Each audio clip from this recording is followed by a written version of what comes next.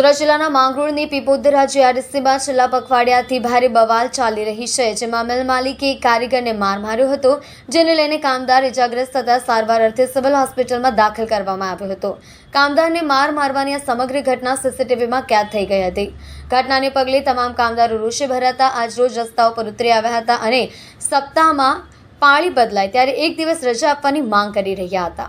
Company બંધ કરાવતા સમગ્ર વિસ્તારમાં અફરાતફરીનો માહોલ સર્જાતા તાત્કાલિક જિલ્લા પોલીસનો મોટો કાફિલો ઘટના સ્થળે પહોંચી ગયો હતો। પોલીસે 6 ટીયર ગેસના સેલ છોડી માહોલને શાંત કર્યો હતો। જોકે હાલ ભરેલા અગ્નિ જેવી સ્થિતિ હોવાથી પોલીસે પેટ્રોલિંગ યથાવત રાખ્યું છે।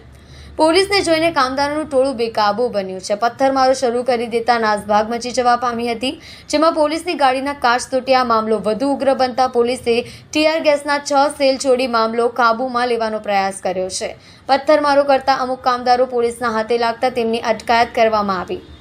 સાથે પોલીસે મિલ માલિકો સામે ફરિયાદ દાખલ કરી અટકાયતની કાર્યવાહી હાથ ધરી છે।